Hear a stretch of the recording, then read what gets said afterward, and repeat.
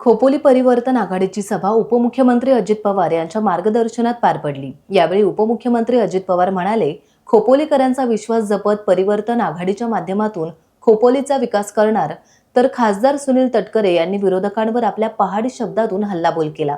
राष्ट्रवादी काँग्रेस अजित पवार गट, शिवसेना उद्धव बाळासाहेब ठाकरे गट, शेकाप युतीचे नगराध्यक्ष पदाचे उमेदवार डॉक्टर सुनील पाटील आणि नगरसेवक पदाचे सर्व उमेदवार आणि त्यांचे समर्थक कार्यकर्ते यांची उपस्थिती यावेळेस होती। सभेला मोठ्या संख्येने खोपोलीकर उपस्थित होते। तिचा दर मिळून द्यावा लागणार आहे। आमच्या इथं जमिनीच्या किमती वाढल्यात, आम्ही त्यांना TDR देतो। तशा पद्धतीनं आपल्याला खोपोलीकरांच्या करता काय करता येईल त्याही गोष्टीचा विचार आपण करू शकतो। आणि त्याचबरोबर चिंचवली गाव ते शेतकी फार्मपर्यंत, पुणे मुंबई हायवेपर्यंत सिमेंट कॉन्क्रीटचा रस्ता करणं, हे देखील गोष्टी आपल्याला त्याच्यामध्ये MMRD आहे, आपल्याला रस्ते विकास महामंडळ आहे। आता आम्ही अजून एक महामंडळ आमच्या PWDचं नवीन निर्माण केलेलं आहे। नॅशनल हायवे हे आपल्या जवळनं गेलेलं आहे।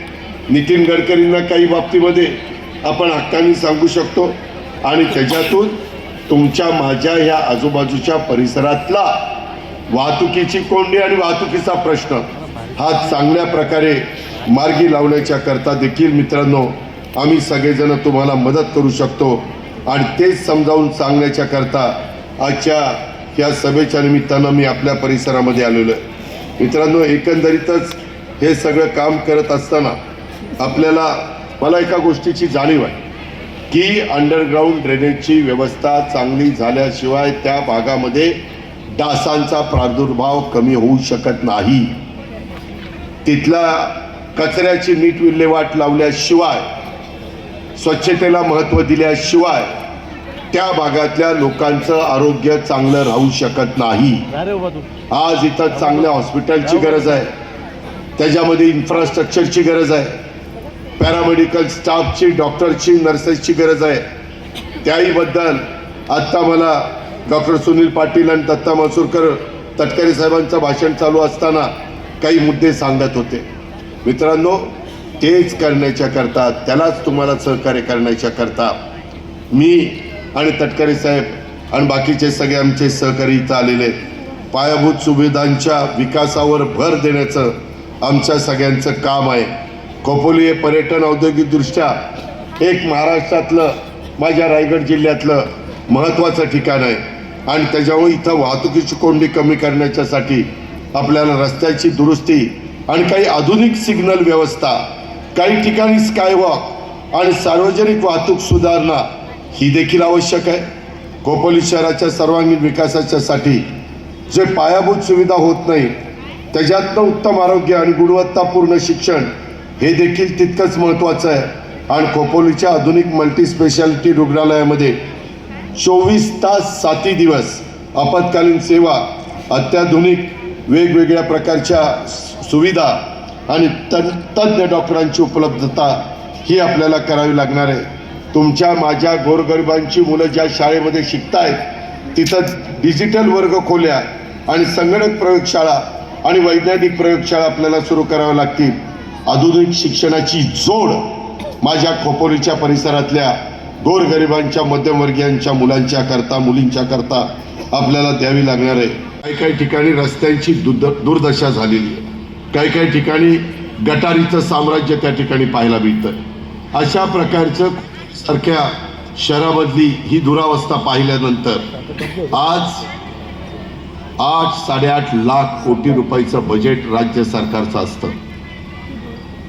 एवढं मोठं बजेट असताना पाठीमागं माझं खोपोलीचा कारभार हा जकातीतनं चालायचा आणि जकातीतनं तुम्हाला उत्पन्न मिळायचं। नंतर ते बंद केलं, राज्यातच बंद झालं। त्याच्यानंतर सेल टॅक्स आला, त्याच्यानंतर वेगवेगळ्या पद्धतीनं LBT आला, लोकल बॉडी टॅक्स। का तर तिथल्या विकासाला देखील मदत झाली पाहिजे। त्याच्यानंतरच्या काळामध्ये 1 नेशन 1 टॅक्स ह्या पद्धतीचा निर्णय झाला। आता देशामध्ये आत्ता पंतप्रधानांनी कालच्या दिवाळीच्या वेळेस त्याचे टॅक्स पण बरेच कमी केले। 12% होते ते 5%वर आणले। 5% होते ते बरेचसे काढून टाकले. ज्या माझ्या सर्वसामान्य माणसाच्या मूलभूत गरजा आहेत त्याला तिथं टॅक्स लावून चालणार नाही. 28% होता तो 18%वर आणला. ह्या गोष्टी केल्या ना, त्याच्या संदर्भामध्ये हे बदल होत असताना GST जो गोळा होतो, देशातला खोपोलीकरांनो एकंदरीत गोळा होणारा GST त्याच्यातला 16% GST एकटं महाराष्ट्र गोळा करतं. देशाच्या एकंदरीत GST पैकी 16% GST आणि त्याच्यातले 50% केंद्राला जातात, 50% आपल्याला राहतात. आज आपल्याला त्याच्यातून पण आम्ही महानगरपालिकेला मदत करतो, त्याच्यातून पण आम्ही नगरपालिकेला मदत करतो, नगर परिषदेला नगरपंचायतीला मदत करतो. आणि म्हणून माझं तुम्हाला सांगणं आहे, सर्वसामान्य माणसाच्या हितासाठी समर्पित भावनेने त्या ठिकाणी काम करणं माझा DNA आहे. धर्मनिरपेक्ष विचाराची जपणूक करणं माझा DNA आहे. समाजातल्या वेगवेगळ्या घटकाला सोबत घेत त्या ठिकाणी काम करणं. पण माझं सवाल आहे थोरमेस साहेब, तुम्हाला DNAचा एकदा लॉंग फॉर्म सांगा, म्हणजे तुम्हाला त्याच्याचा अर्थ कळतो का मला. एकदा DNAचा लॉंग फॉर्म काहीतरी सांगा, नाही तर कोणाच्याकडनं तरी विचारून घ्या. त्याचा लॉंग फॉर्म तुम्हाला जर का इंग्रजीमध्ये बोलता आला आम्हाला आनंद होईल, त्याचा अर्थ सांगता आला तर आनंद येईल. तुमचा DNA मी सांगतोय, आज तुम्ही सगळेजण या व्यासपीठावरती आहात. माझ्या आयुष्यामध्ये गेल्या 45 वर्षाच्या आयुष्यामध्ये साधी NC सुद्धा सुनील तटकरेवरती दाखल नाही, साधी NC सुद्धा माझ्यावरती दाखल नाही. आणि तुमच्यावरती इंडियन पिरियड कोड खाली असले कुठले सेक्शन राहिले नाहीत की ज्याचे गुन्हे तुमच्यावरती दाखल नाहीत, असं एकही तारीखाने राहिलेलं आपल्याला पाहायला मिळतं. या परिसरामध्ये मोठ्या प्रमाणात औद्योगिकरण येत आहे, नागरिकरण झपाट्याने वाढत आहे. प्रत्येक कुठल्याही कारखान्यामध्ये जाऊन काय पद्धतीने त्या ठिकाणी बोलत जात आहे.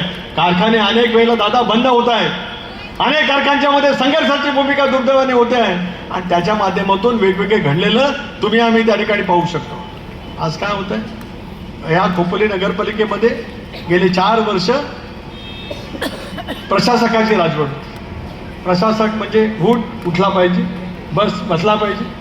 प्रारूप विकास आराखडा या खोपोलीचा मसूरकर साहेब ज्या पद्धतीने तयार झाला आहे, तुम्ही एकेका या शहराचं नेतृत्व केलंय. मला अभिमान त्या गोष्टीचा वाटत आहे की एका अल्प समाजामध्ये असलेल्या कार्यकर्त्याला खोपोलीने या शहरामध्ये राष्ट्रवादी काँग्रेस पक्षाच्या वतीने निर्णायकपैकी नगराध्यक्षपद पाहायला सुद्धा मिळालेलं पाहायला मिळू शकत आहे. त्यामध्ये आज आम्ही सगळेजण या ठिकाणी पहिल्यांदा एकत्रित आहोत. जी अपप्रवृत्ती गेले काही महिने गेले काही वर्ष कर्जत खालापूर तालुक्याला खोपोलीला शहराला जी लुबाडत होती, त्या अपप्रवृत्तीच्या विरोधामध्ये ठामपणाने उभा राहण्याचा निर्णय सर्वांनी सामुदायिक शक्तीच्या माध्यमातून त्या ठिकाणी घेतला.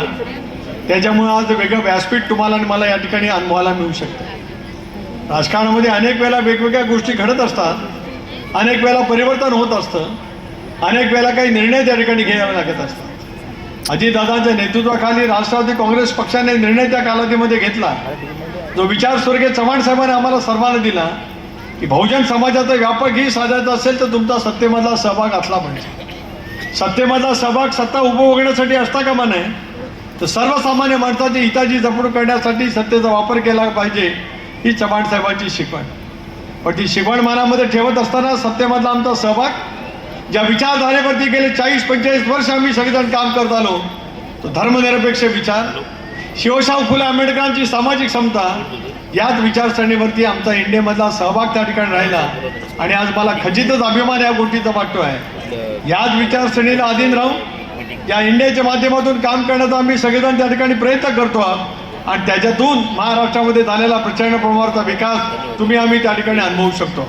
विमान विकत घेण्याचा प्रयत्न, काही अपप्रवृत्ती करण्याची शक्यता नाकारता येऊ शकत नाही. खोपोलीकरांचा स्वाभिमान, खोपोलीकरांचा अभिमान, खोपोलीची अस्मिता आणि उद्याचं तरुणांचं भवितव्य हे जर का आपल्याला योग्य पद्धतीने टिकवायचं असेल तर यावेळेला अचूकपणाने आपल्याला मतदान करण्याची आवश्यकता निश्चितपणाने.